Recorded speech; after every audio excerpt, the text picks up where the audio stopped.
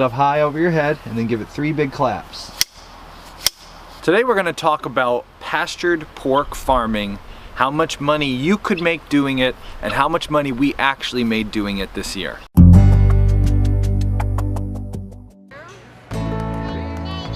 Spare ribs are, yeah, I'm going there. Nice. For the last 5 years we have been farming pigs off of our homestead here. And of all the farm enterprises that we've done, pastured pork has been our favorite one. It's been an easy one to market, it's brought us repeat customers, and we love the product. We love raising pigs. Pigs are a great animal to have on the homestead. And you can make good income from pork, as we'll show in this video. So let's start at the top. As long as you have some good secure fencing and your neighbors aren't too close, pigs are an awesome animal to have on the homestead. I like the nature of pigs. I enjoy watching them walk about and spend time in their pasture there. And I like just interacting with them. Pigs are a really fun animal. They're not hard to contain either, as long as you have good solid fencing, especially fencing that's buried, and having a little bit of electric doesn't hurt either. Pigs are especially good if you have a small homestead business or farm business and you're looking to sell some product, because they produce a lot of meat, and in most areas you could probably find a good market for it. It's easy to tell the difference between store-bought pork and delicious farm-raised pastured pork, and as soon as people try it, they're pretty much sold. There are a lot of costs associated with raising pigs. They will require a lot of money up front, and the way that we like to run our business, we like to get down payments on all our pigs in the beginning of the season, so we don't wind up with pigs that we've paid for and no one to sell them to. Because there are a lot of costs. You're going to need to buy the pigs, you're going to need to feed the pigs, and they eat a lot of feed. Of course, you also need to pay some money in hay. And another area where you're going to have a significant investment in pigs is with your upfront infrastructure. We, here at our homestead, we have what we call a pig pad. It's a concrete pad with fence that's buried down into the concrete. That's an escape-proof pen. If we ever need to contain the pigs for any reason, they go in there. And then attached to that with an open door is their run, which is dirt and grass and trees and a nice area where they can walk around and enjoy rooting in the dirt and in the mud. We also needed to run water lines. We needed to run, we had to install a frost-free hydrant. And they need, if you're raising them in the warmer time of the year, they will need a roof, maybe 3 walls and a roof for a structure. When we first set up our area for the pigs, we did spend a couple $1,000s between fencing, concrete, water lines, the building. And now over the next 5 to 10 years, we are extrapolating what we spent that first year. We're taking that and we're amortizing that cost into every batch of pigs that we do every year. So that cost of infrastructure, each year we figure about $200 to $300 in infrastructure, depending on how many pigs we raise and sell. In addition to what you're going to pay at first for your infrastructure, then you're going to actually have to buy your pigs. I highly suggest, if you're not a full-time farmer, just get feeder pigs.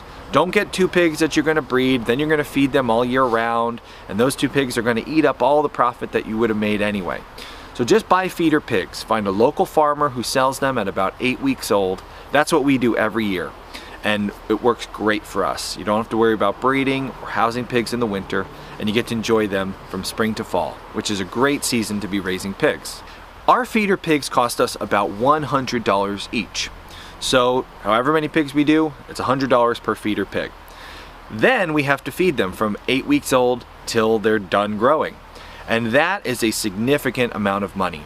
You cannot grass feed a pig and expect it to grow fully. You're gonna need to supplement that pig with grain. What we give our pigs in hay and feed costs us on average about $220 per pig to bring them from 8 weeks old to the point where we can bring them to the butcher. So that means you're going to spend somewhere around $100 per feeder pig, another $220 to feed and hay that pig. You factor in a little bit of infrastructure, and then also if you have a farm business, you're going to want some form of insurance to protect you should something happen. So all in all, each pig that we raise costs us about $500 to bring to the point of 8 weeks old all the way to ready to go to the butcher. $500 is a lot of investment, but we charge for each of our pigs at a minimum of $800, and depending on what order our customers make, we charge even more. So if we sell a whole pig, it costs the customer $800. If we sell a half pig, we charge $475 per half. That means we're making $950 on 2 halves. And it grows from there. The smaller the order, the higher the price. Don't forget this important point. We sell our pigs from $800 and up. That does not include butcher fees. We sell our pigs to our clients. The pig then gets delivered to the butcher and they cover the butcher fees, which where we live is around $400. So a whole pig, a 200-pound hanging weight pig, generally costs our clients about $1,200. And that in Connecticut, where I live, is pretty much the going rate for pastured pork. So when you break it down that simply, for the amount it costs us to raise a pig, the amount that we get for selling that pig, are we profitable with our pigs? Absolutely. $500 investment, $300 profit return, that is a great figure. But hold up, it's never that simple. Oh boy. One got out. Yep.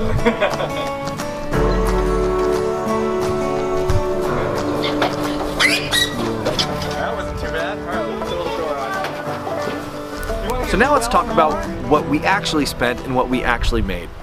If you're like us, you're probably going to raise some pigs for customers, but you're also probably going to raise some pigs for your family.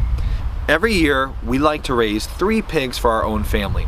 We raise 1 to do a pig roast here on the farm with our friends and family, and then we raise 2 more, which we have taken to the butcher, cut up, and we leave that in the freezer to feed our family of 6. For our own pigs, we have to pay for all the feed, all the hay and grain, and we also have to pay for the butcher fees, which adds on an additional expense. So this year on our farm, we bought 7 pigs. 3 of those were our own. We sold the other 4. Between whole orders, half orders, and then bulk orders of cuts, $3,790 in. Now that's a really good income. But what did we actually spend for our own pigs and all the other pigs that we had from beginning to end?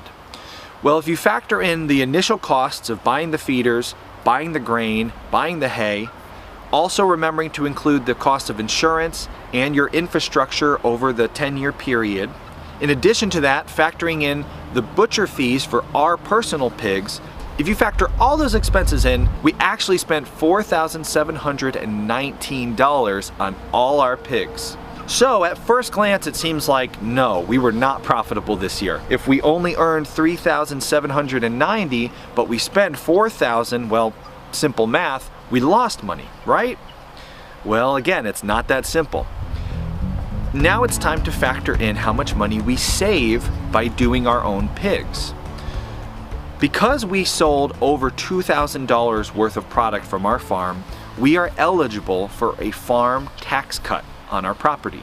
And that farm tax cut between the property tax and sales tax saves us over $1,000 a year in tax savings. Depending on how much we buy, it can save us significantly more than that. So we have a significant savings there. We also save about $400 on each pig that we raise ourselves compared to if we had to buy it from a local farm near us. So the 3 pigs that we raise for our own family, we save over $1,000 on as well. So we earned $3,790.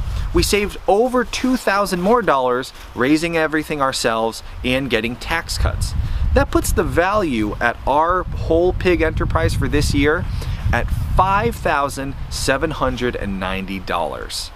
So all in all, the value of raising the pigs on our farm this year was $5,700.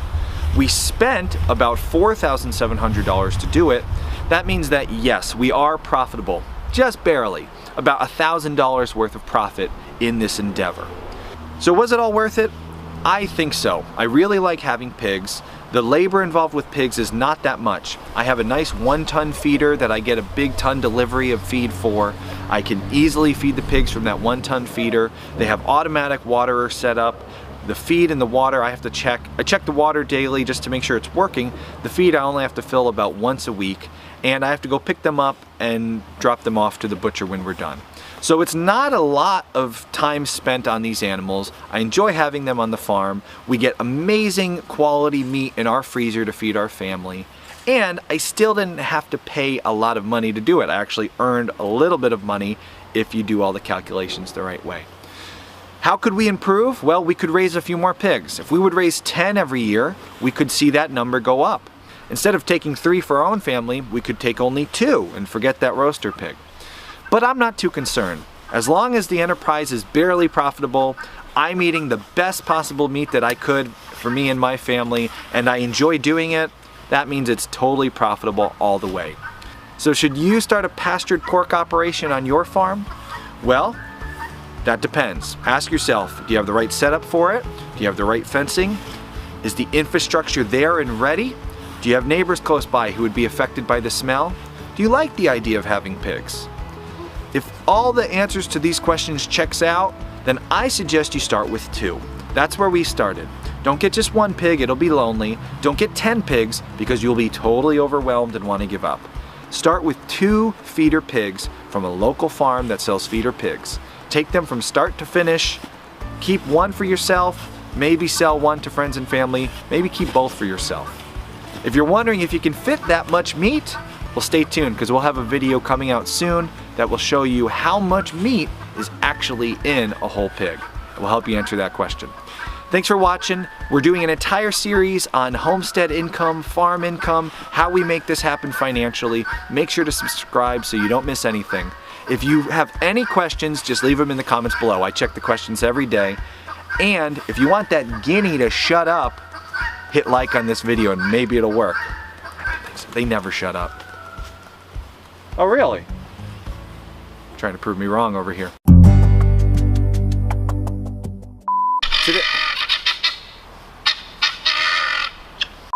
Today we're going to talk about farming pigs, and specifically a small home-style. Get! Get! Stinking guineas. 2, 3. Make sure to subscribe.